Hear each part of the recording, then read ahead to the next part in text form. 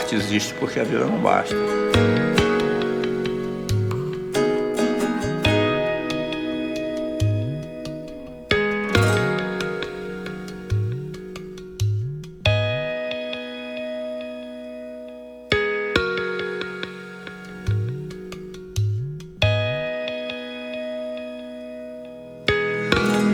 A arte, ela inventa a vida, quer dizer, essa ideia de que a arte é a revelação da realidade, eu tenho minhas dúvidas quanto a isso. Eu acho que a arte não é a revelação, a arte é uma reinvenção da realidade.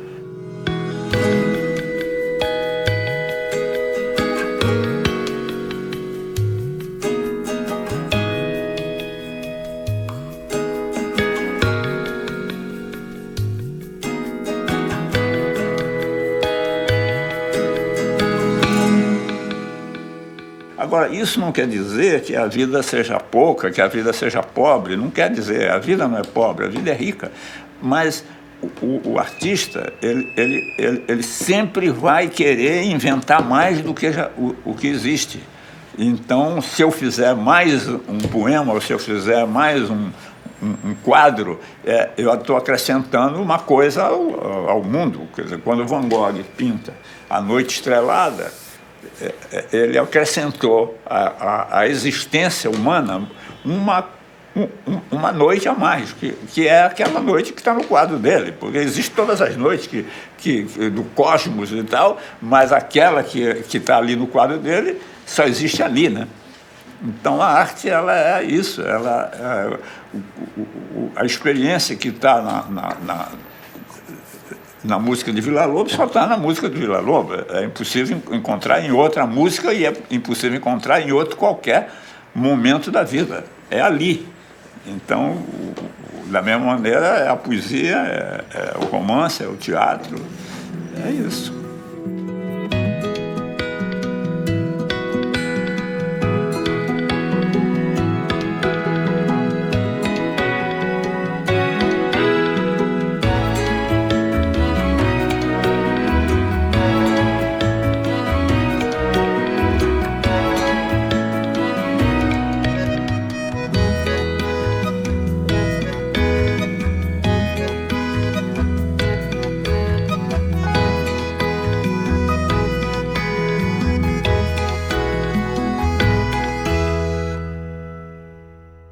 A vida não basta porque, primeiro, que ela é curta demais.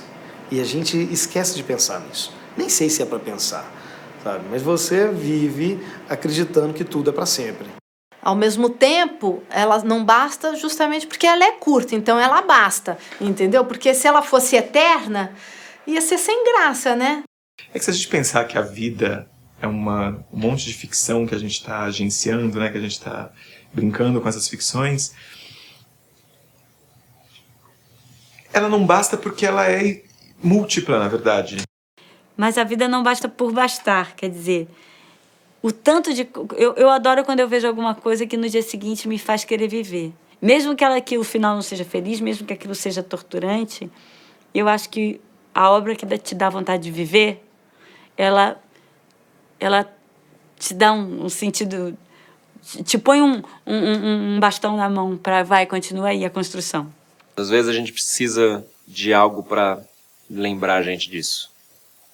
Que não é todo dia que a gente presta atenção e consegue reconhecer as coisas legais da vida, o que vale a pena, o que não vale.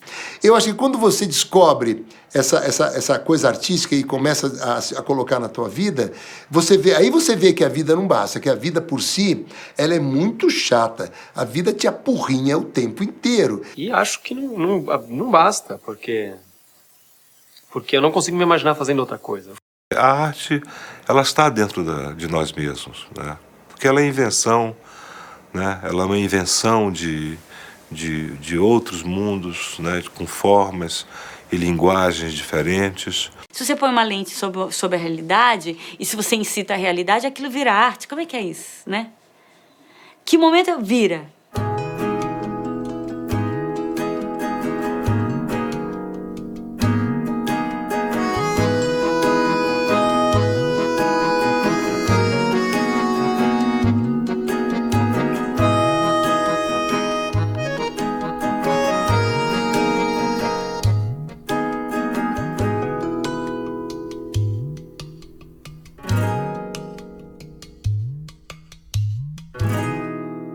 As coisas que me tocaram inicialmente foram quadros, pinturas. Uma vez eu vi um pintor numa praça em São Luís do Maranhão pintando lá um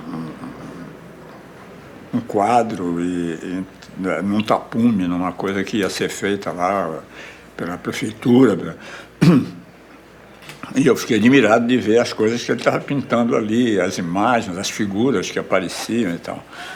E isso chamou a minha atenção e eu passei a me interessar por pintura, por desenho e tal. Depois também, nos livros de escola, a poesia, os poemas que eu lia e tal, também despertaram o meu interesse. Eu sou filha de um cineasta e de uma professora de História da Arte.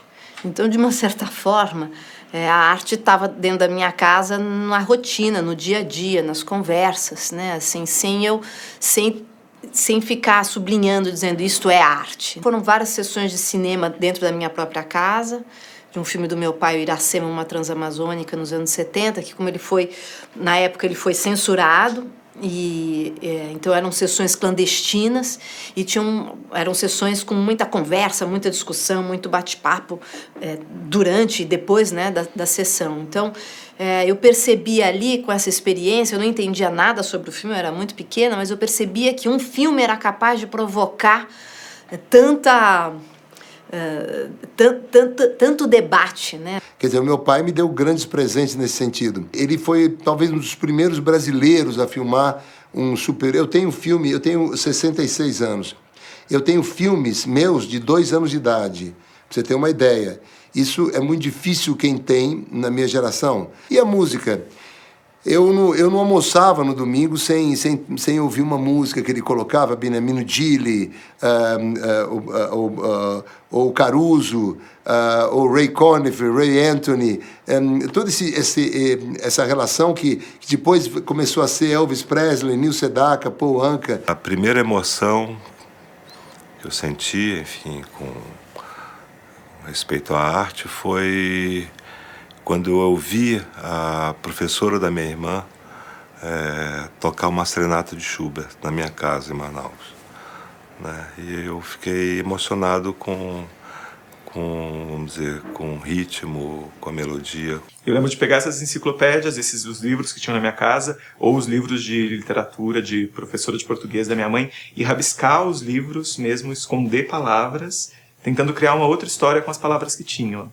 Às vezes, loucura de criança, às vezes contando o número de palavras e rabiscava sempre a 7ª palavra e via que outra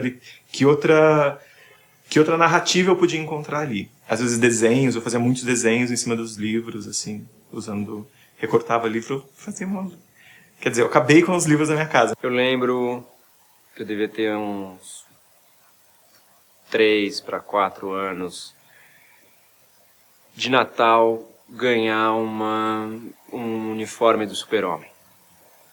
E acho que o Fábio ganhou do Capitão América, qualquer coisa assim.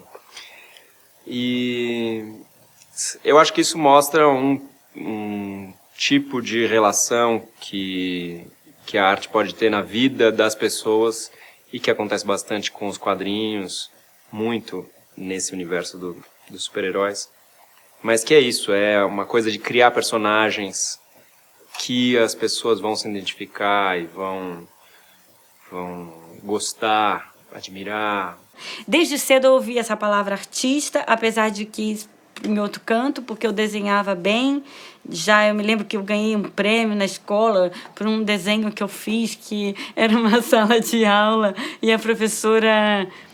Era a professora e os alunos, e tinha um aluno na lousa, no quadro negro que fala no Rio, escrevendo, e eu deixei uma cadeirinha vazia porque o aluno naturalmente estava escrevendo na lousa. Eu não sei quantos anos eu tinha, devia ter...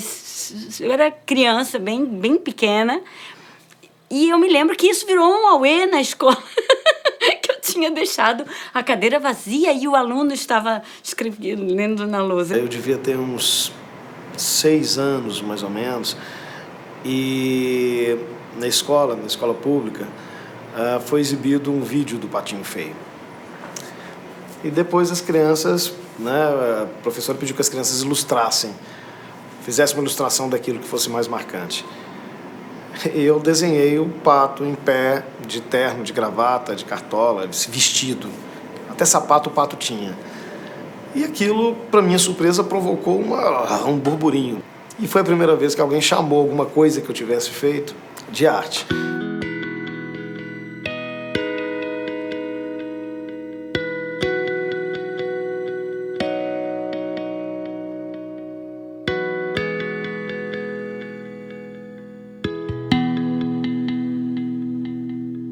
Eu não sabia nada de mim, como vinha ao mundo, de onde tinha vindo. A origem, as origens. Meu passado, de alguma forma, palpitando na vida dos meus antepassados, nada disso eu sabia. Minha infância, sem nenhum sinal da origem. É como esquecer uma criança dentro de um barco no rio deserto, até que uma das margens a acolha.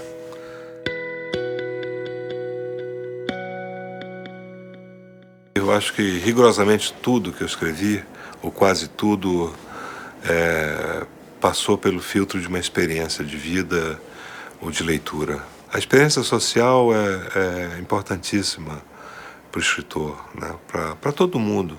Na verdade, para quem escreve, para quem não escreve, para qualquer profissão, a experiência de vida é a tua infância, a tua juventude, o que você aprendeu, como você aprendeu, o modo de você olhar o mundo. Muita coisa foi transformada em ficção. O que deixa você visível para o resto do mundo é o teu quintal, é o teu lado mais puro, mais verdadeiro, né? Então, enquanto mais verdadeiro você é, mais seguro você fica e mais corajoso você fica, porque você fica sem pontos vulneráveis, né? Isso eu estou falando na vida e na música. A memória, por exemplo, a gente lida a memória o tempo inteiro, a gente lida com a falta de alguma coisa, né? Estou lidando com... A memória também é um ato criativo, então eu vou preenchendo essas lacunas, o que falta, eu vou criando uma realidade a partir das ausências que estão ali, assim.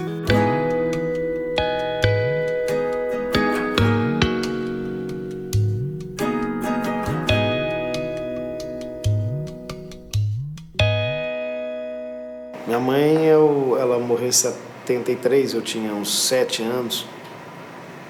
Eu guardo imagens, flashes e um cheiro, né? Do meu pai, morreu eu tinha 11 anos. Ele morreu 4 anos depois, no mesmo dia que ela, só que 4 anos depois. Ele era um contador de histórias. Quando a gente ia dormir e a gente pedia que ele contasse uma história, era delicioso, porque eu diria que não eram histórias lidas, eram histórias contadas. E mais que isso, eram histórias verdadeiras. Eram histórias da vida dele, eram histórias da infância dele. Ele era fascinado pelo Rio, São Francisco. Meu pai morreu aos 42 anos sem nunca ter visto o mar. E ele falava, não tenho vontade de conhecer o mar. Para quem tem um rio, como o Rio São Francisco, eu não preciso do mar. Aliás, se existe um lugar lindo, o lugar mais bonito do mundo, com certeza é algum lugar às margens do São Francisco. Então, além dos peixes gigantescos que ele trazia, além das lendas que ele trazia, além das histórias desse rio, que ficaram muito claras em mim, muito marcadas em mim, ele trazia brinquedos da cultura popular, da arte popular. Manaus era uma cidade pequena naquela época, tinha 300 mil habitantes, nem isso. E era uma cidade ao mesmo tempo pacata, mas muito movimentada por causa do porto, né? Então, quando chegava um navio do exterior, um transatlântico, a cidade se agitava. E eu visitava esses navios, o meu avô me levava para visitá-los. Ele tinha migrado do Líbano para a Amazônia e andou muito pelo interior do Amazonas.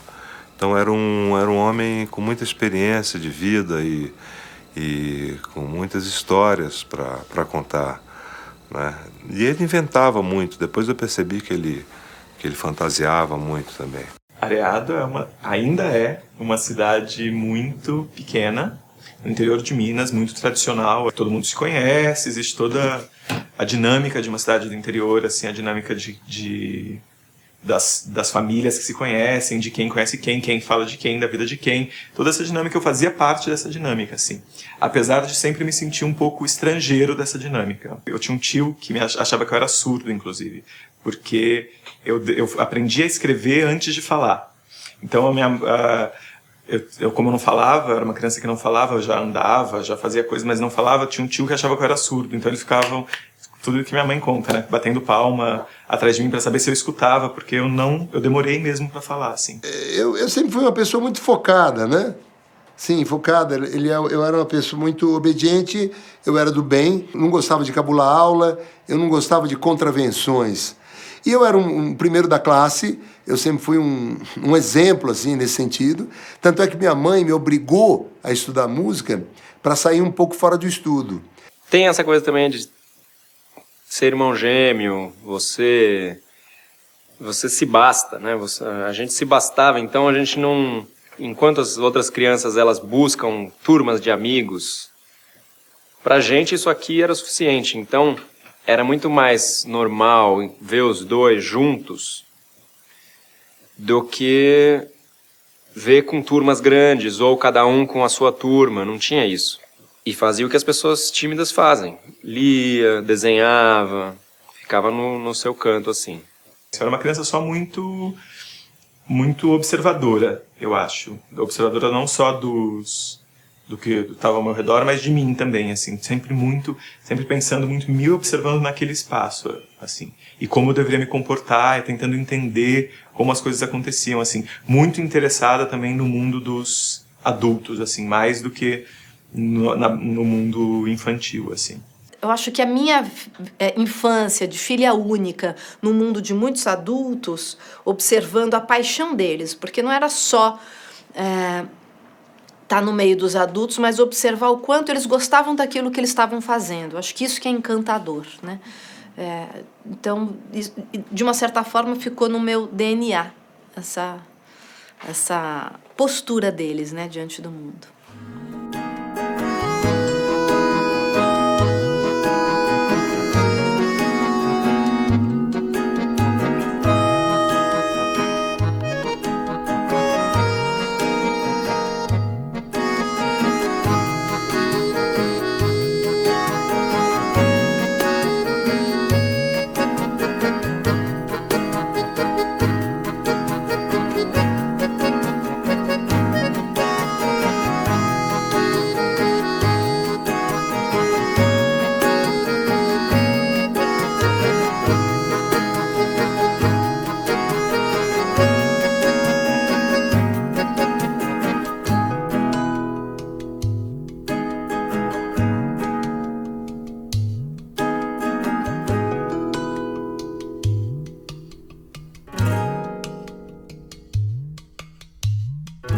Eu confesso que eu nunca tinha me preocupado com isso, planejar ser artista.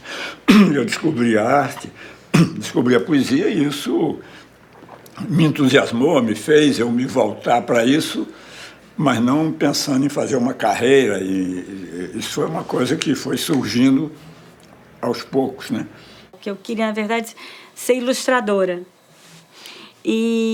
Mas aí vai ser desenhista, vai ser artista. Artista não dá dinheiro, artista não faz a vida de ninguém, né? Então eu queria achar uma utilidade para isso. E na Escola de Belas Artes eu vi que tinha o desenho industrial, que era uma carreira que dava uma viabilidade qualquer para a profissão, para o desenho, ou comunicação visual, que trabalhava na época com o que se chamava desenho de propaganda e ilustração e tal. Em um momento da infância, que a história, quando eu crescer, eu vou mexer com isso. Mesmo porque eu acho que os adultos não achavam que isso fosse profissão. E mesmo essa relação com a roupa, como a gente lidava com a falta. Os 5 viviam de roupas doadas, de doações. E quando chegava uma sacola de roupa, então isso vai para essa criança. Às vezes era uma sacola só com roupa de adulto, né? Então pegava uma calça de um homem para poder transformar no corpo de uma criança de 9. E eu gostava de desenhar aquilo que eu não tinha.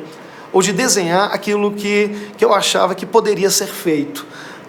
E com isso, o meu melhor presente que me dessem, o que eu sempre pedia, eu sonhava, era uma caixa de lápis de cor. E numa dessas, todo e qualquer curso que anunciavam gratuito, eu acabava fazendo. Aprender a desenhar faixa de rua, eu fazia. Aprender a desenhar rosca de parafuso, eu fazia. E foi numa dessa que eu descobri um curso de desenho de moda. E aí, quando eu tinha 11 anos, eu escrevi um livro, que eu achava que o livro era o máximo. Tem um livro até hoje, é uma catástrofe, mas eu achava que o livro era o máximo. E acho que nesse momento eu percebi que não uma vocação para aquilo, mas que aquilo de uma certa forma me completava, assim, de uma certa forma aquilo supria uma necessidade que eu tinha de criar uma outra realidade mesmo, assim. Eu lembro que tinha um armário assim na minha casa, tinha um armário normal com as portas, então em cima, como tem em quase todos os armários, tinha umas portinhas assim que dava num ambiente para guardar malas e tal. E eu me lembro que me deu muita curiosidade para ver o que tinha nesse armário ali. Eu subi numa escadinha e abri assim uma porta, e de repente eu vi uma caixa de violino assim, e toda empoeirada, e eu peguei, abri e tinha esse instrumento dentro, né? E eu comecei a tocar nas cordas, assim, e eu tive uma relação física com a primeira vez que eu pegava um instrumento na mão, né? Assim, um instrumento de cordas e tal. E aí eu peguei esse instrumento e me deu uma sensação que eu nunca mais esqueci mesmo. O violão, tenho certeza absoluta, quando me foi colocada a opção de escolher algum instrumento, que eu poderia ter escolhido qualquer instrumento, eu escolhi o violão pelo modismo na época, que o João Gilberto colocou o violão na sala de visitas. Né? Como eu passei na faculdade para o segundo semestre, eu comecei a fazer vários cursos nesses 6 meses livres que, de repente, você tem, porque a faculdade só vai começar em agosto. E aí eu fiz curso de corte e costura e curso de desenho grátis e fiz um curso de teatro. E nesse curso de teatro, eu me lembro que eu tinha vergonha de falar com as pessoas, eu fui porque um amigo meu falou: o teatro é legal, você devia fazer teatro é muito legal, vamos fazer teatro. Aí eu fui, mas eu tinha vergonha de falar com as pessoas. Mas na hora que era a Sura Berdichevsky que dava aula, que ela falou...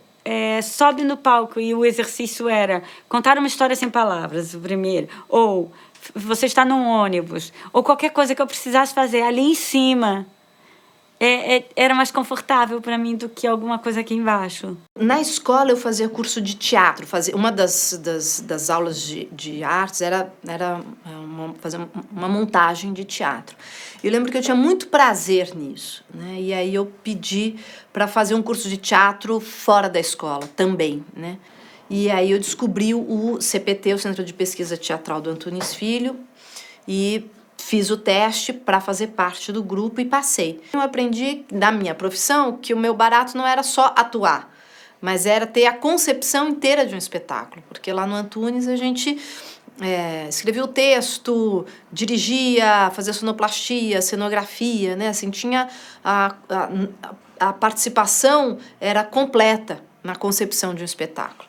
E eu descobri que eu tinha muito prazer nisso, em montar a ideia do começo ao fim, né? E aí eu percebi que isso era direção. E aí eu levei isso para o cinema, que estava na minha casa o tempo inteiro.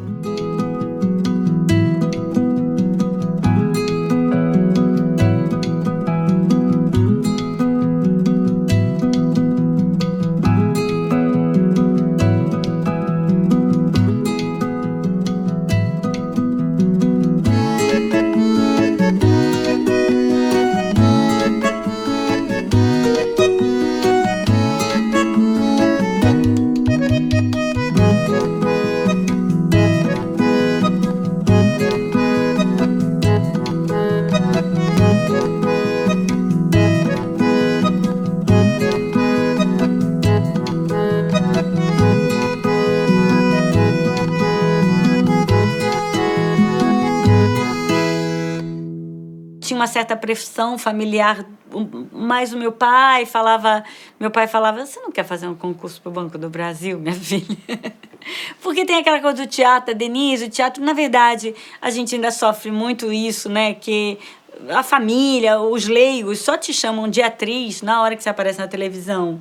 E isso é muito terrível, assim, porque você trabalha pra caramba como atriz e não te chamam de atriz. E eu me lembro que eu já estava levando a faculdade do jeito que dava, porque a escola tinha que ler muita coisa, tinha que preparar cenas, e, enfim, e eu não estava já conseguindo conciliar, e eu preferia a escola de teatro, não tinha coragem de falar isso em casa, porque trancar a faculdade era uma coisa difícil de dizer para os seus pais, né? E aí um dia um professor deu um exercício para todos nós, que era ir a um supermercado, pegar uma embalagem qualquer que você não concordasse com a embalagem e modificá-la e trazer os dois. A embalagem que você não concordava e modificar. E eu fui deixando e fiz em cima da hora. Peguei um pote de geleia que não tinha fruta e desenhei um moranguinho, pintei, pus lá um trabalho completamente entregue nas coxas, assim. E aí quando eu entreguei para ele, ele olhou aquele negócio, nunca vou esquecer na minha vida. Ele olhou e ele fez assim, olhou para mim, falou assim: você quer ser atriz, né?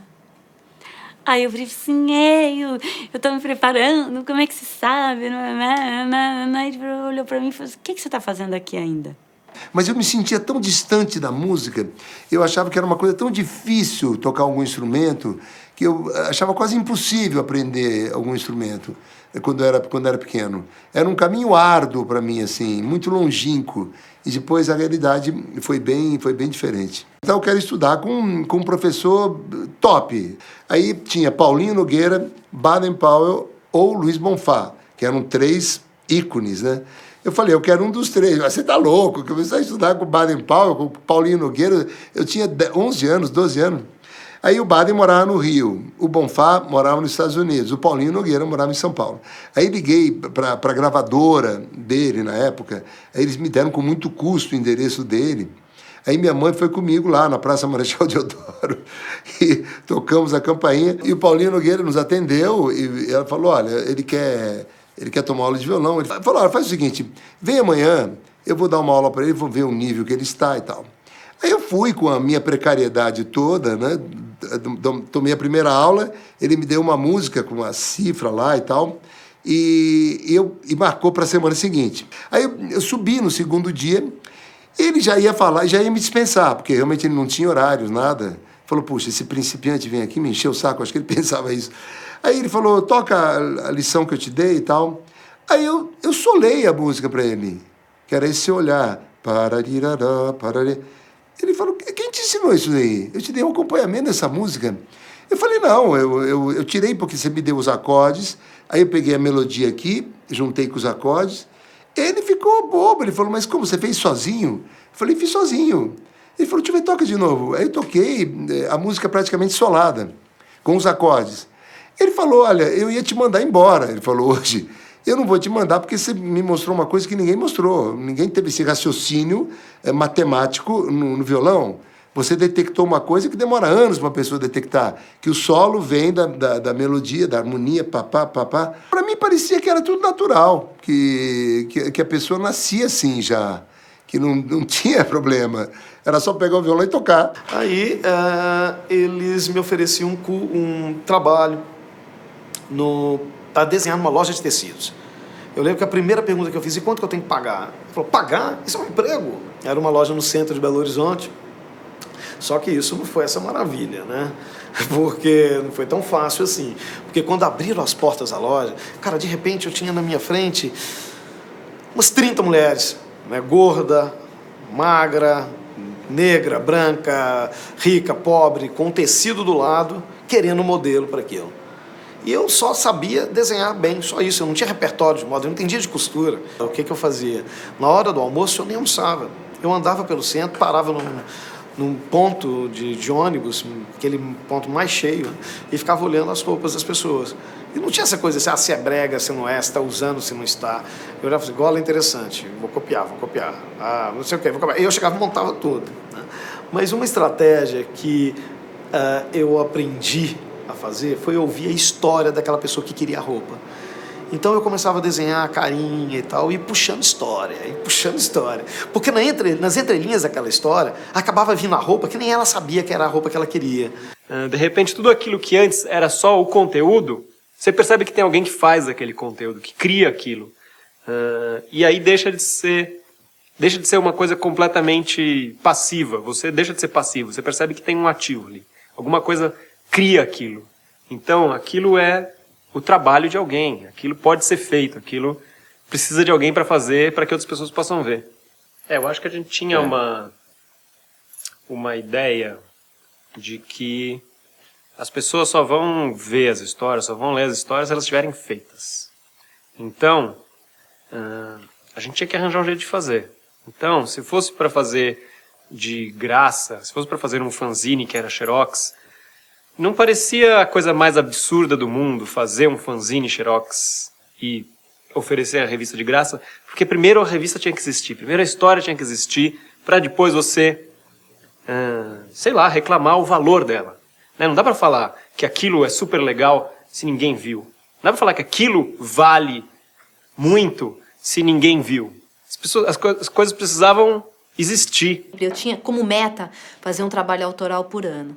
Eu acho que isso para mim foi o mais importante. Trabalhar na área era legal, fazer o curso de cinema era legal, mas mais importante era o exercício do discurso. O que eu tenho para falar, de que forma, realizar, mostrar para as pessoas e perceber o quanto elas entendiam daquilo que eu queria dizer. A cada trabalho autoral que eu apresentava, de uma certa forma, abria cada vez mais uma porta. Então, o Biabai me ajudou a fazer o Cartão Vermelho, que me ajudou a fazer o documentário do Cine Mambembe, que me ajudou a fazer o Bicho de Sete Cabeças, o Chega de Saudade, as melhores coisas do mundo. Uma coisa puxa a outra, né? Quando você vai tirar sua carteira de trabalho para se registrar na profissão e tá lá escrito artista atriz. Eu me lembro que me deu um orgulho, eu sou artista atriz. E eu não sabia, eu falei, mas e agora? O que a gente faz?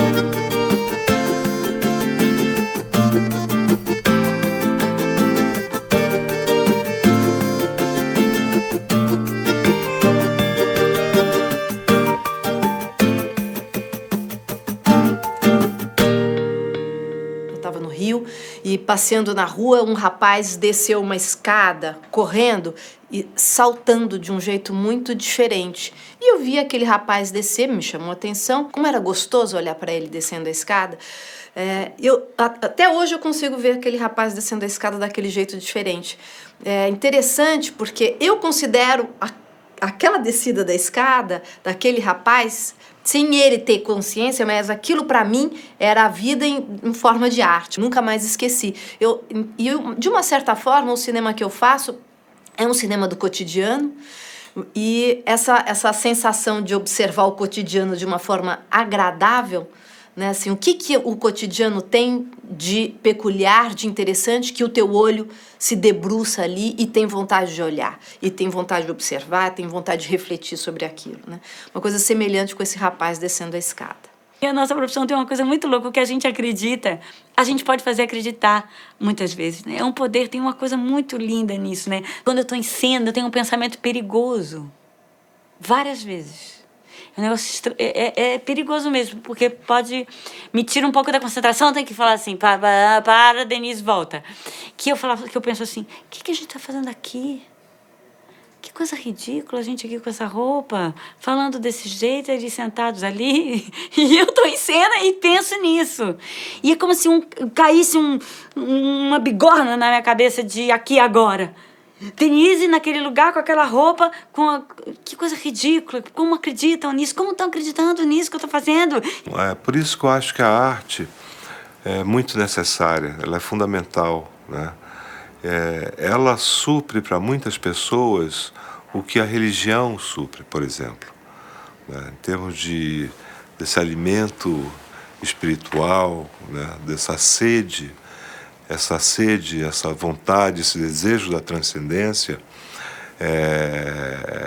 as pessoas buscam na arte ou na religião.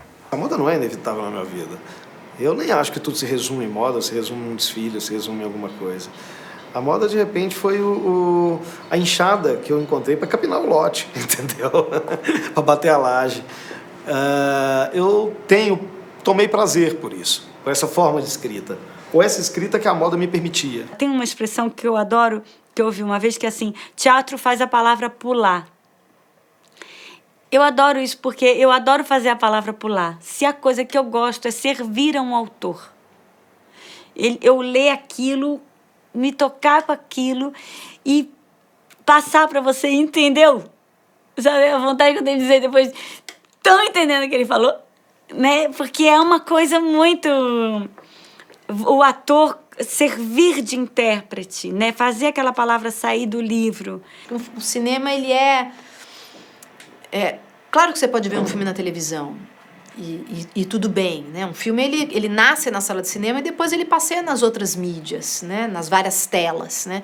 Mas essa primeira tela, eu acho que ela grande, em que você sai de casa, ocupa um outro espaço, um espaço público, né?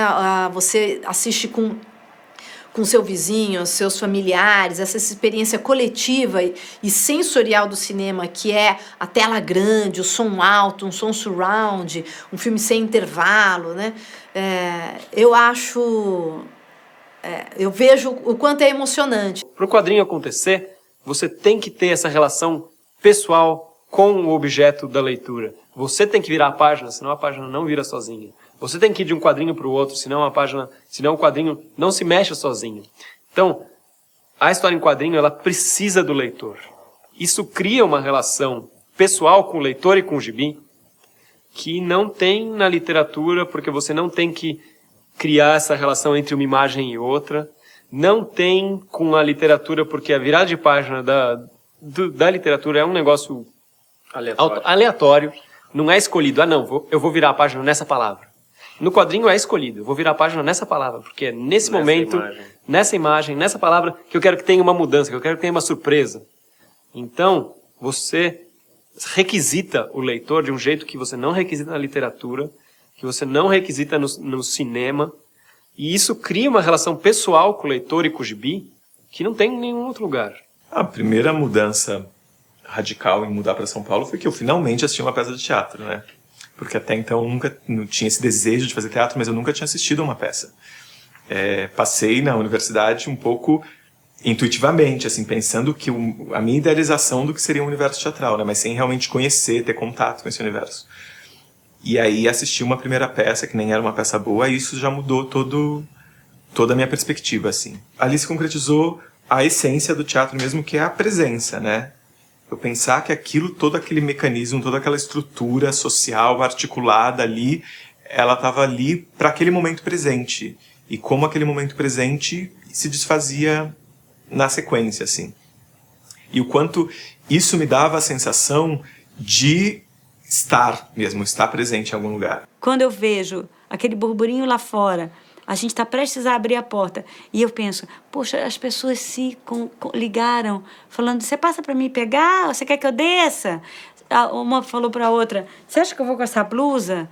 Né? Quando eu penso nessa rede de pessoas que foi se conectando para todas estarem juntas ali às 9 horas, para a gente dar um terceiro sinal e começar, e durante 2 horas ninguém pode fazer xixi, sabe? É incrível esse pacto, é um pacto. Mas não basta eu só reproduzir a realidade na sua forma, eu tenho que reproduzir na emoção também. Agora, para transformar a realidade em ficção, aí, claro, tem o meu filtro, que é o que eu enxergo de importante ali. Não é que eu enxergo de importante, é aquilo que me sensibilizou sobre aquele tema, né? Mas eu não inventei nada, né? Já estava ali na vida, eu só coloquei o holofote.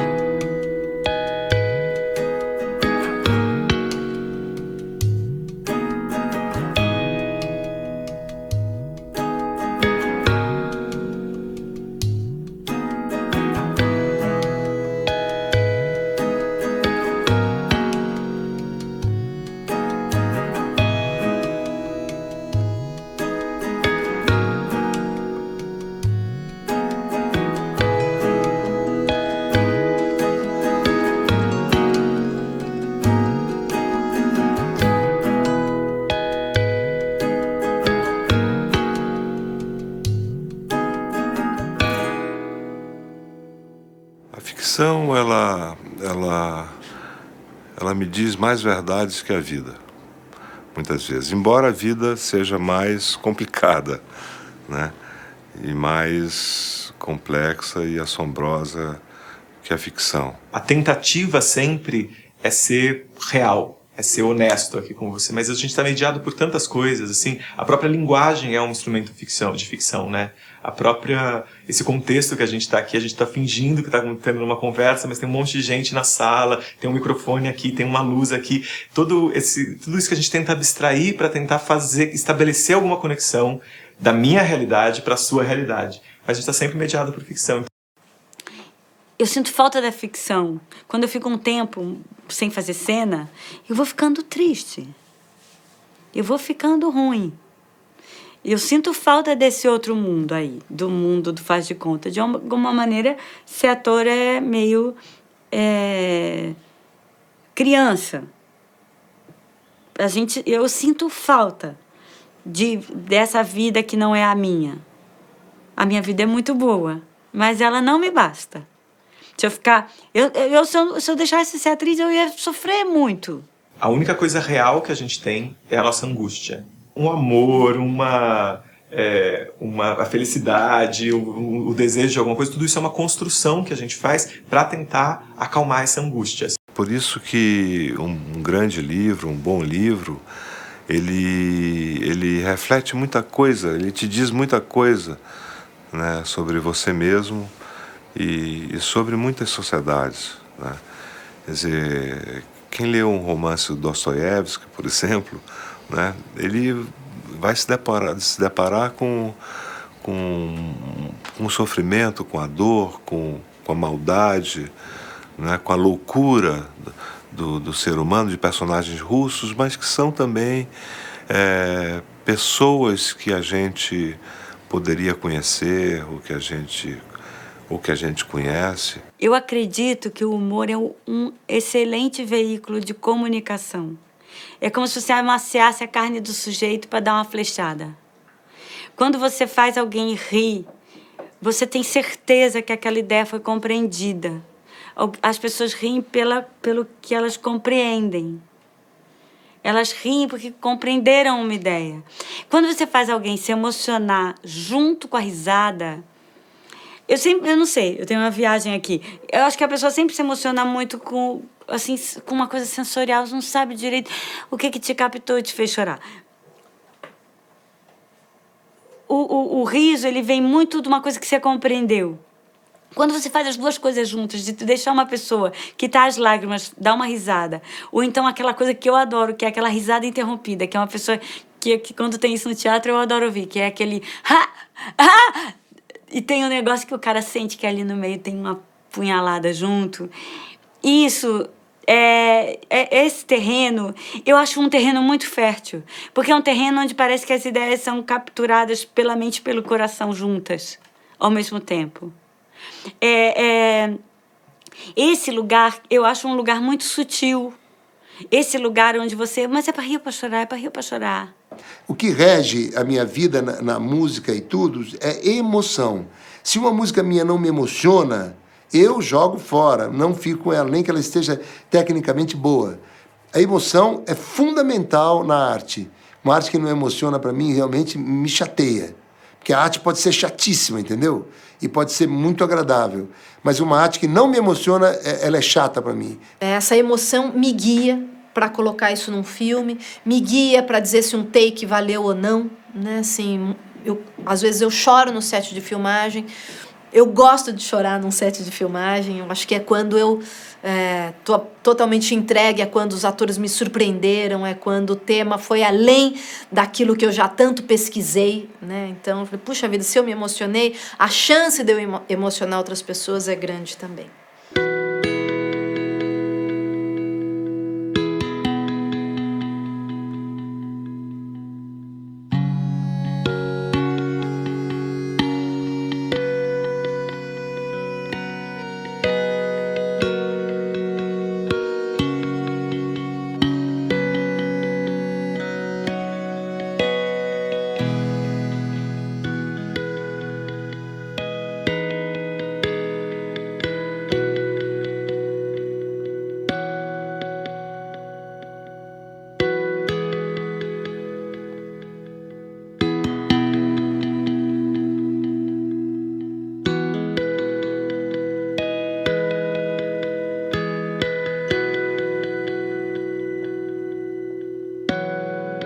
eu não posso dizer para mim, assim, eu agora vou inventar um poema. Isso não pode acontecer. Isso não adianta eu tentar, que eu não vou conseguir. Então, no meu caso, eu entro num estado determinado que possibilita eu criar algo que não está dentro da lógica da minha vida, que não está previsível. Compreende? Como, por exemplo, eu estou aqui vendo a televisão, toco o telefone, eu me levantei e o osso da minha perna, o fêmur, bateu na bacia. Troc, fez eu fui atender o telefone. Quando eu acabei de telefonar, eu fiquei, porra, mas o que é isso? Eu tenho um osso enorme dentro de mim que bate no outro osso, quer dizer, o que é isso? Quer dizer, esse osso sou eu? Aí começa o poema, porque eu começo a fazer uma indagação que eu nunca tinha feito.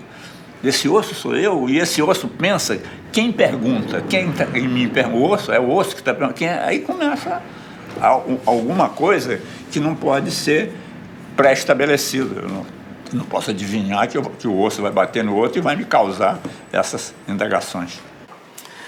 Eu, quando falo em processo criativo, eu adoro lembrar da Pina Bausch, porque quando eu fazer essa pergunta para ela, fala assim, não existe isso não existe no processo criativo não. No meu caso, eu parto sempre pelo caderno diário de desenhos.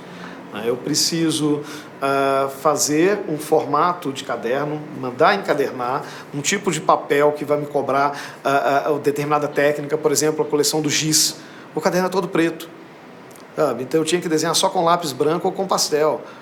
Lembrando que eu desenho no aeroporto, eu desenho no trânsito, eu desenho em qualquer lugar. O Corbusier, que tinha uma frase que eu adoro, que aquilo que eu penso eu desenho, o que eu não consigo desenhar eu escrevo, o que eu não consigo escrever, então eu falo. Tá? Então o desenho para mim é a minha primeira escrita. É ele que vai me julgar para caminhos, para esse chamado novelo do processo criativo se desenrolar. Eu não tenho exatamente um método, para falar a verdade, né? Assim, cada filme tem um jeito diferente. Eu conto muito com a minha equipe, com os meus parceiros, com quem eu troco bastante. Eu escuto muito, gosto de ouvir, né? Mas não tenho dedos para tomar decisão, não. A gente discute muito. A ideia é mais fácil de dividir. A parte da ideia a gente discute muito. Porque os dois têm que acreditar naquela história, naquele projeto, porque demora para fazer. Então, os dois têm que gostar muito. Então não adianta ele ter uma ideia que ele gosta e eu acho ruim. Porque eu vou minar aquilo lá, eu não vou me empolgar, eu não vou querer participar. E vai acabar envolvendo os dois. Então tem que ser algo que os dois acreditem. Enfim, há escritores que têm outro ritmo, que conseguem publicar um livro a cada 2 anos, mas o meu ritmo é muito lento, então eu não sofro por causa disso, né? É o meu ritmo, eu sou assim, faz parte de mim. E até para escrever uma crônica eu demoro muito, né? Quer dizer, eu não acredito em espontaneidade, eu não acredito na inspiração, vamos dizer, pura que nos move. Eu acredito muito no trabalho de arte, que é uma bela expressão do João Cabral de Melo Neto.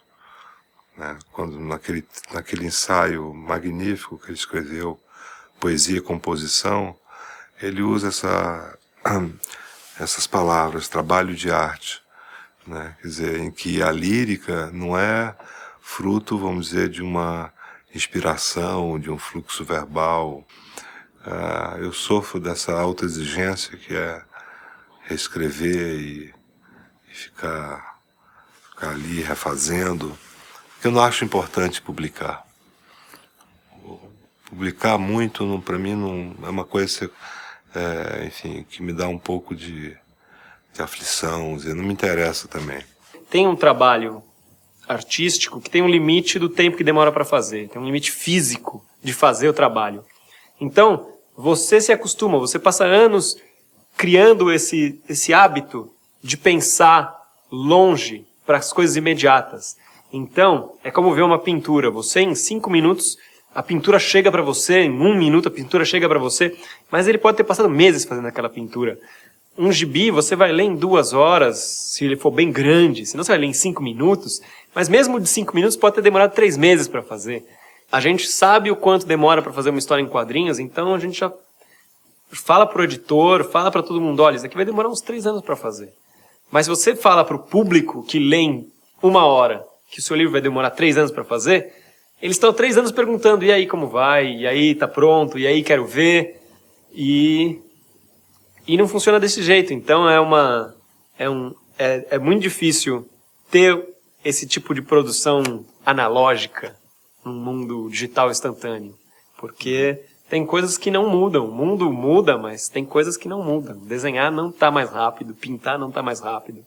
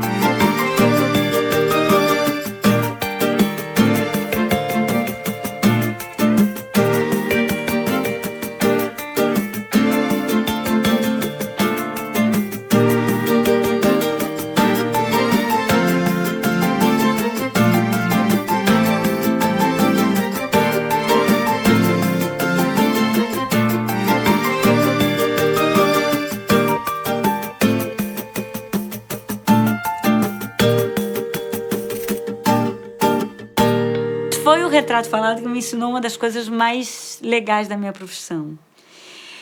Porque nos primeiros retratos, eu ficava vendo aquela mulher e eu ficava na frente da televisão, vendo o jeito que ela piscava, se ela falava assim, se era assim. Muitas vezes eu ficava presa nesse querer ser ela. Quando ia ao ar, a minha imitação tosca, a minha tentativa dela. E ela, eu era uma coisa horrorosa, tosca. Eu ia do lado dela e eu era um arremedo da realidade, presa num gestos que eu perseguia.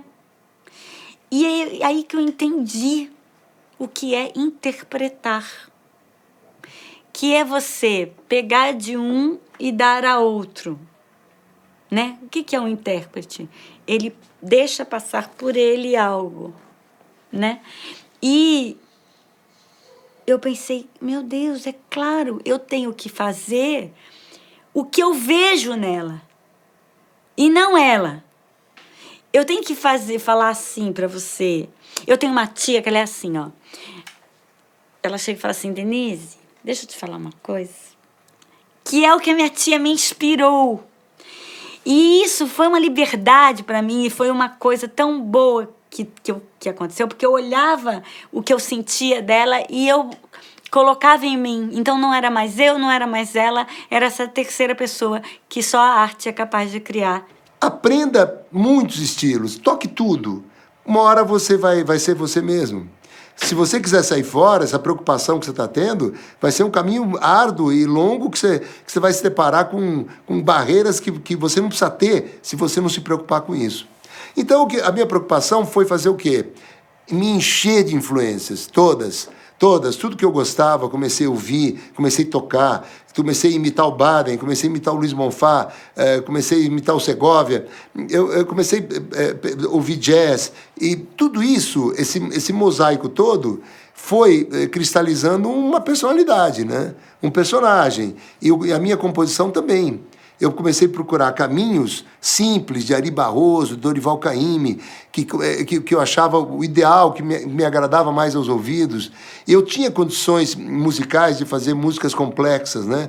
Músicas mais rebuscadas, mas eu preferia a simplicidade, não a facilidade, a simplicidade. A gente faz coisas que não existem que a gente quer que exista, né? Então, eu não quero copiar mais os artistas que eu gosto. Eu quero fazer alguma coisa que instigue reflexão e discussão e emoção nas pessoas, e eu quero produzir coisas que não existem antes. Eu não quero me repetir, né? As nossas histórias, cada uma é diferente da outra, para não ter essa sensação de repetição. Existe uma, sei lá, existe uma noção de que trabalho autoral eu faço do jeito que eu quero. E pra gente, trabalho autoral não é eu faço do jeito que eu quero. O trabalho autoral é do jeito que funciona melhor. Sabe, o que eu quero é contar uma história. Então, existe uma parte do trabalho que precisa funcionar para contar a história. E é nesse sentido que a gente tem um trabalho muito crítico um com o outro, porque desenhar é super gostoso, mas se o desenho não conta a história, você tem que desenhar de novo. Não é autocrítica, mas a crítica que um tem no trabalho do outro é algo que pra gente é muito bom. Porque um tá sempre forçando o outro a se esforçar mais. Que normalmente quem trabalha sozinho, às vezes fica com preguiça e faz do jeito que dá, faz no tempo que deu. Eu faço essa competição comigo mesmo. Quer dizer, eu tenho que me superar. Então, eu tenho que tocar muito melhor do que quando eu era jovem. E toco melhor do que quando eu era jovem. E com muito mais noção, consciência de tudo, a improvisação. Pego os acordes, improviso um tema, as escalas, como fazer uma coisa. Eu quero acrescentar, cada dia que eu toco violão, uma coisa nova. Então, por exemplo, eu tenho uma ideia que vem, mas aí eu penso, às vezes eu penso, meu Deus, quanto eu vou ter que trabalhar para ficar boa? Porque hoje eu faço letra, tudo junto. Aí vem uma ideia, começa a desenvolver, aí eu fico obcecado por aquilo, eu acordo, eu começo a fazer testes nela, né? Então eu acordo e ouço o que eu gravei. Falo, puta, isso está muito ruim, isso tem que melhorar. Aí eu gravo no dia seguinte e vou achando o corpo dela. Mas eu fico me exigindo a beça, assim, é 20% de inspiração e 80% de transpiração mesmo. Tara Itapuã, né? Que é uma canção que foi feita em 1971. É uma canção antiga. Você pega a escala do Tara Itapuã, que é uma escala meio africana. Parorori, poropadá, piroporopodapapá, poropopi, parapopó. Essas distâncias de notas, elas estão numa pureza dos acordes. Então, eu busquei sempre essa coisa que na Itália se chama orecchiabile.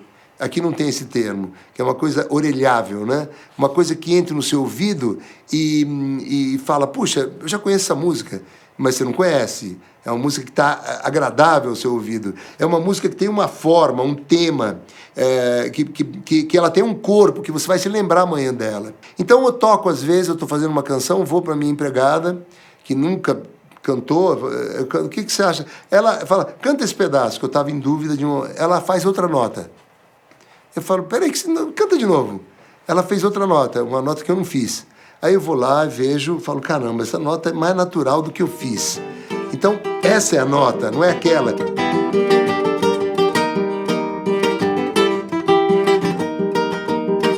Um velho calção de banho, um dia pra vadia, um mar que não tem tamanho, e um arco-íris no ar, depois na praça Caíme. Senti preguiça no corpo e numa esteira de vime. Beber uma água de coco é bom, passar uma tarde em Itapuã, ao sol que arde em Itapuã, ouvindo o mar de Itapuã, falar de amor em Itapuã.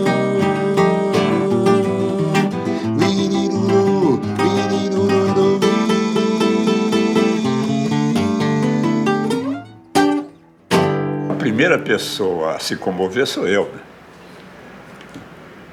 Se eu não me comovo, então ninguém vai se comover. Então, o primeiro leitor é o autor, é quem escreve. Então, ele sabe em princípio, ele sabe se o poema comove ou não comove, se o poema toca ou não toca as pessoas, se ele conseguiu ou não conseguiu formular o que ele queria formular, tá certo? Então, o que eu sinto que você tem que dar ao seu trabalho é comunicabilidade. Você não tem que descer terreno nenhum, degrau nenhum para ser popularesco, mas você tem que dar comunicabilidade. Porque eu acho que precisa chegar. Então, eu acho que como artistas você tem que, além de ser artista, eu me sinto, às vezes, no dever de ser encantadora. Encantadora, eu quero dizer, venham aqui, né?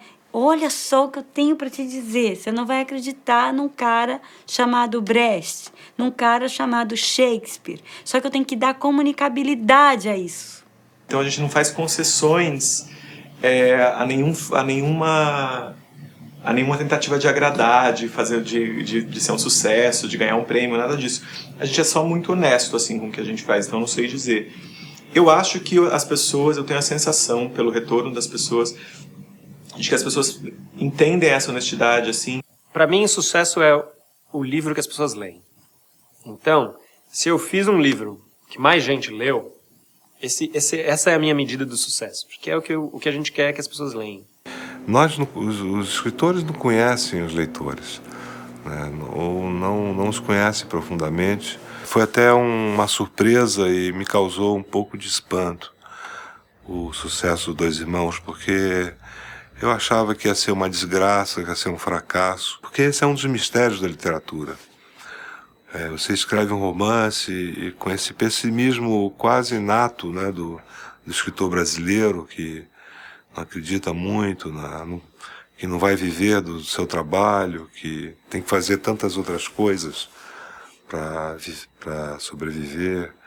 E, de repente, um romance foi a minha alforria, vamos dizer assim.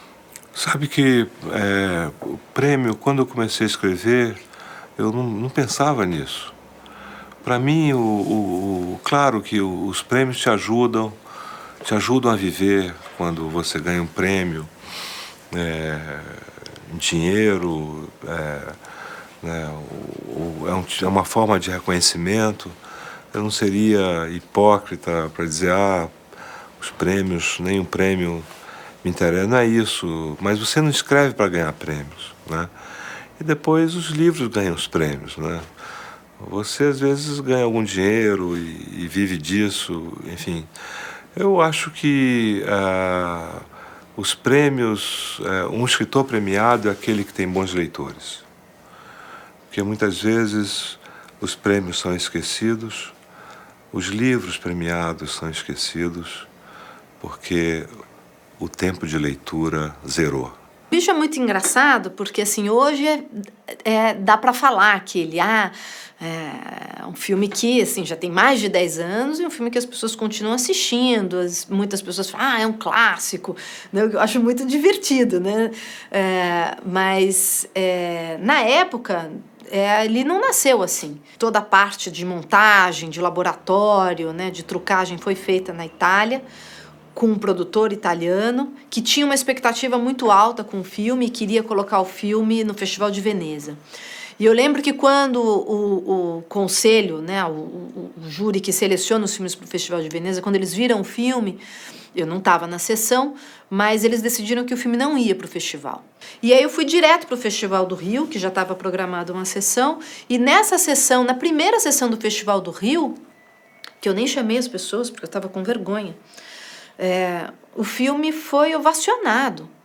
E a sensação que eu tenho até hoje é que foi um milagre. Alguma coisa aconteceu naquelas latas durante o voo que misturou as cenas. Eu não sei o que aconteceu. Isso foi um aprendizado para mim para sempre, né? Assim, porque assim, para aquele grupo esse filme não fez sentido.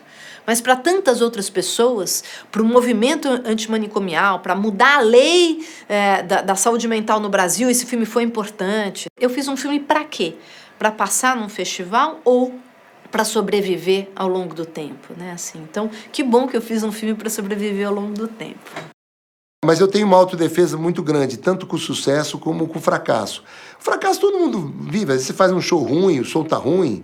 Tem gente que não dorme à noite, porque você errou, ou porque você esqueceu a letra, ou porque eu não ligo se me aplaudirem de pé, como graças a Deus sempre acontece, eu saio de lá e não dou a menor importância para aquilo, acabou o show.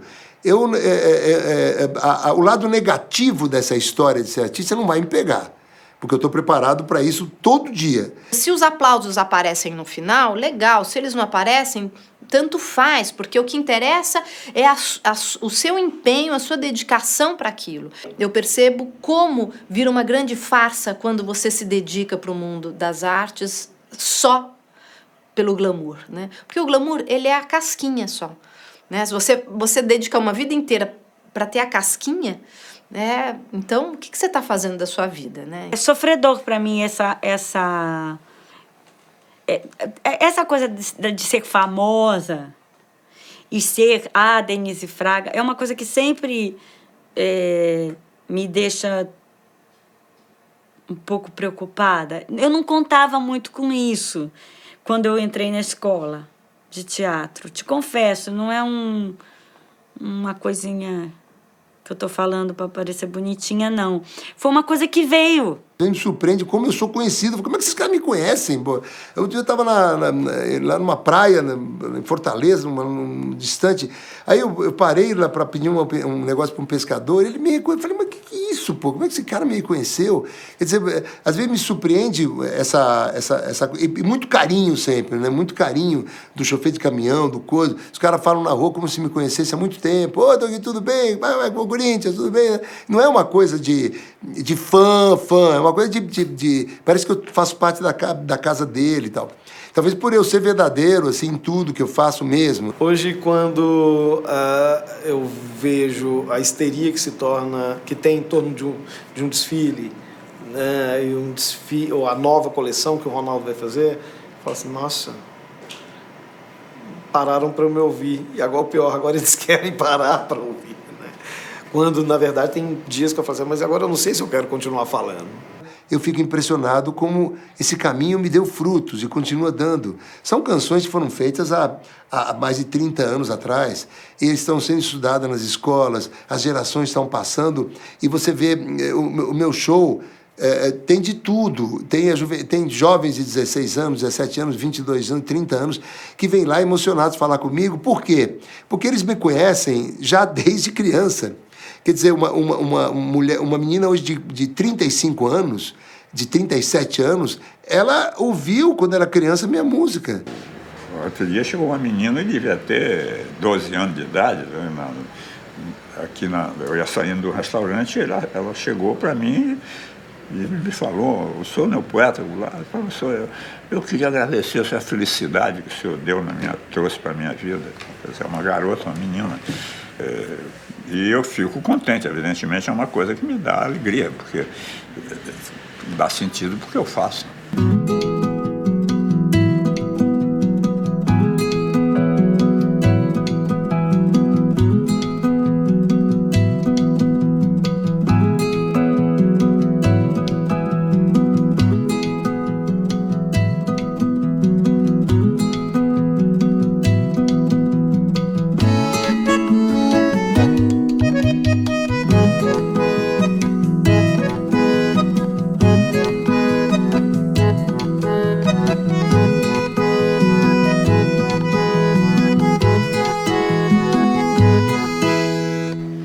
Eu acho que a arte ela é capaz de transformar uma realidade, mas não é obrigação dela. Né? Pode ser uma consequência, pode acontecer. Ela não tem uma função necessariamente política, uma função de uma transformação social, mas ela existe para mostrar pelo menos dois pontos de vista. Porque a mudança ela pode ser sutil também, né? Assim, não precisa ser uma mudança radical e fazer, por exemplo, virar um projeto de lei que muda a sociedade. Isso é uma mudança mais radical. Mas uma mudança na vida de uma única pessoa, uma postura, uma decisão que a pessoa toma, né? Assim, puxa vida, né? Assim, uma mãe que olha para o filho com outro olhar, um filho que olha para os pais com outro olhar, uma decisão de que profissão eu vou fazer na minha vida, ou esse filme me acalmou, né? Assim, esse filme me provocou determinadas reflexões que decidi fazer uma viagem. Uma pessoa que leu Fernando Pessoa, que leu Dostoiévski, ela passa melhor pelos seus dramas. Apesar de que ela destrincha coisas, outras coisas, mas ela sabe que ela faz parte do curso da vida, das paixões humanas, igual aquele, daquele livro, igual aquele, daquele filme. Nossa, isso que eu estou vivendo agora parece aquele filme, né? Você às vezes vê um filme que modifica a sua vida para sempre. Vi num documentário sobre o Tarkovsky que um rapaz na Rússia, quando descobriu o cinema do Tarkovsky, ele resolveu entrar para religião ortodoxa, assim, com mergulho profundo, né? Assim, ele virou um ortodoxo. Por quê? Né? Assim, então, o que aconteceu? Eu não sei o que aconteceu na cabeça daquele cara, mas foi através de um filme que ele tomou essa decisão, né? A moda pode transformar, como a culinária pode transformar, como a arquitetura pode transformar, né? Como as artes visuais podem transformar, como a literatura pode transformar. Porque quando você estimula e belisca o outro para ele olhar de um outro jeito o seu entorno, ou aquilo que ele consome, ou aquilo que ele leva para dentro da casa dele, ou procurar outros significados que não seja o significado corriqueiro daquilo que ele... e ultrapassa esse limite, ele consegue voar para outros lugares. Eu me lembro que uma vez uma cliente entrou na minha loja e ela gostou muito de uma saia. E ela vestia, sei lá, ela devia vestir um G, só tinha essa peça em P. E ela falou assim, eu vou levar. Aí a vendedora falou assim, você vai levar para presentear alguém? Ela falou, não, eu vou levar para pendurar na parede da minha casa. Quem disse que roupa é só para vestir? Né? Essa roupa não é só para vestir. Né? Eu poderia dar um estatuto de um quadro, de uma pintura, de uma instalação com ela. Então é para isso que eu vou levá-la. Às vezes de uma forma muito implícita, às vezes quase imperceptível, e às vezes de uma forma muito explícita, como é o caso do Ficção agora, em que a gente tem, por exemplo, um ator que está com o pai dele em cena, que eles não se falavam há 6 anos, e eles voltaram a se falar por causa do espetáculo, para fazer o espetáculo.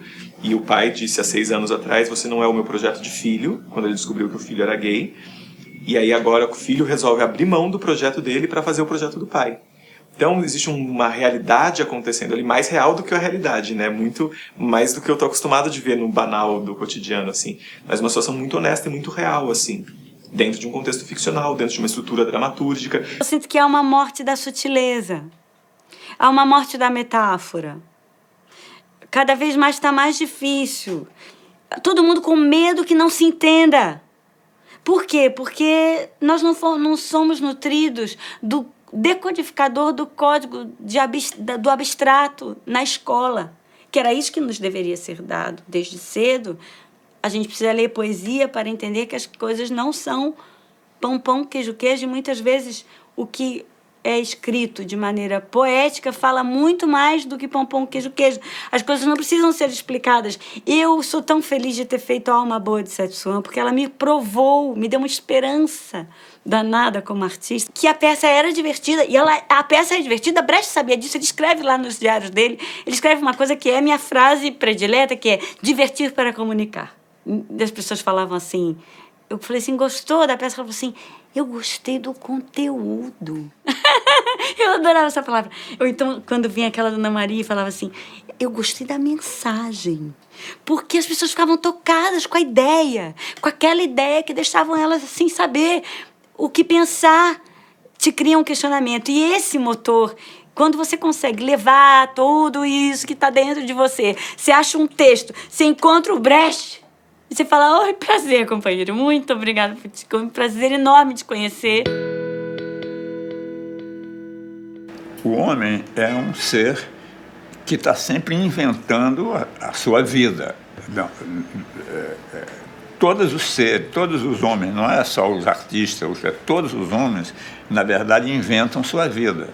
Cada um no seu terreno, no seu campo de atividade, cada um se inventa e inventa a sua própria vida.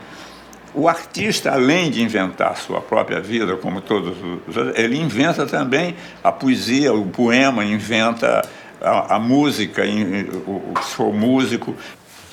Eu acho que a imaginação, a fantasia, ela é parte constitutiva da vida. Não são apenas os artistas que imaginam, não são apenas os artistas que criam. Eu acho mesmo que tem pessoas que têm alma de artista, existe isso. Eu acho que tem muito engenheiro com alma de artista e tem muito ator que não tem alma de artista. Essa capacidade que você tem de olhar a vida enquanto ela corre, que muitas pessoas têm. Tem muitos Toquinhos por aí, acho que tem muitos Ferreira Goulart também, nas favelas, nas coisas, em várias situações precárias. Como tem jogadores maravilhosos que não deslancham porque não tem oportunidade, foram criados não sei aonde. Tem muita gente de gravata que podia ser um tremendo artista e estão fazendo análise aí, estão brigando com a mulher, não são felizes, porque não encontraram uma porta que pudesse sair. Não, eu acho que eu tenho uma sorte de ser cineasta, que é ter uma bela desculpa para conhecer vários mundos, várias pessoas, vários assuntos, né? Eu tenho essa desculpa de, puxa vida, eu não sei nada sobre isso, eu preciso saber, então vou correr atrás. Tudo que eu fiz com o Vinícius, isso eu te juro aqui, não teve um momento que a gente pensou na profissão da gente.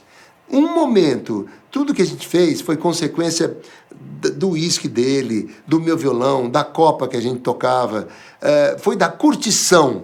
A minha vida é uma maravilha, meu. Eu sou um privilegiado, porque eu faço tudo que eu gosto, eu sempre fiz. E tocar, para mim, era um mero prazer, poxa. Eu venho de uma trajetória e de um pensar que, no início, ele era meio que improvável para a moda.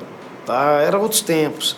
Era, como eu te disse, eu tive um professor, aliás, que um dia ele falou assim, quer saber, tão difícil a tal da moda aqui no Brasil, pior ainda é a moda que tenta falar de outras coisas, como cultura. Então, assim, você está preparado para um caminho tortuoso, difícil? Aí eu olhei e falei assim, E hoje eu vivo da minha marca. Eu vivo do que eu penso, eu vivo do que eu invento, eu vivo do que eu crio. Numa vida só não basta, é preciso criar a todo tempo vidas novas para mim. E eu sempre acho que você precisa lembrar quem você era quando você quis fazer isso. Para você não se esquecer de você. Você tem que segurar a rédea da sua vida, também da sua carreira, né? Botar para onde você quer, para você estar o tempo inteiro sendo honesto com você. Eu agradeço sempre a Deus. Eu falo comigo pequenininha assim, Denise, olha só o que aconteceu. Pega você com 7 anos, se ajoelha e fale com você. Assim, olha só, você é atriz, Denise.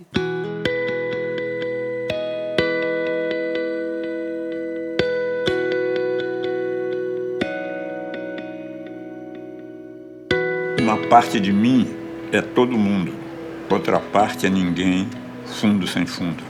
Uma parte de mim é multidão, outra parte estranheza e solidão.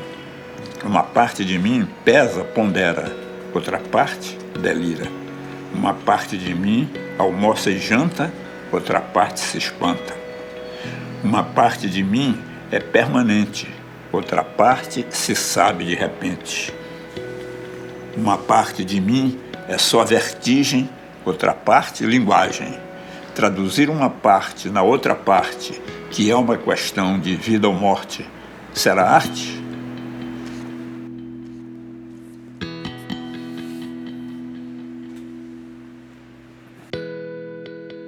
Nessas horas você percebe que você meio que existe num mundo diferente, né? Através de uma coisa que vem não sei de onde. Aí já entra num mérito de questão que eu não quero saber. Tem um verso do Vinícius que fala, por via das dúvidas, livrai-nos Deus de todo mal. Eu sou guiado e levado sempre por aquela história de coisas ou situações que fizeram assim comigo.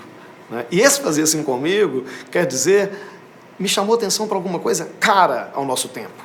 O trabalho da arte é como se fosse uma produção, um pouquinho da nossa realidade que a gente coloca numa cápsula do tempo e manda para um futuro eterno. E eu acho que a arte, em geral, ela tem esse poder de ser um reflexo, ser um espelho para que as pessoas vejam coisas na vida que valem a pena, que são legais. É claro, tudo vem da imaginação, mas a imaginação é fruto de uma experiência também. É um instrumento de reparação, assim, de corrigir uma realidade, assim. Eu acho que eu sou responsável com o que me foi dado. Eu agradeço isso, eu sou feliz por isso, eu agradeço ser atriz, eu sou feliz por ser atriz, mas eu quero levar essa missão sempre da melhor forma possível e eu quero ser alertada para a hora que eu não estiver levando ela de uma boa forma. Porque eu sei que eu fui agraciada. Sabe?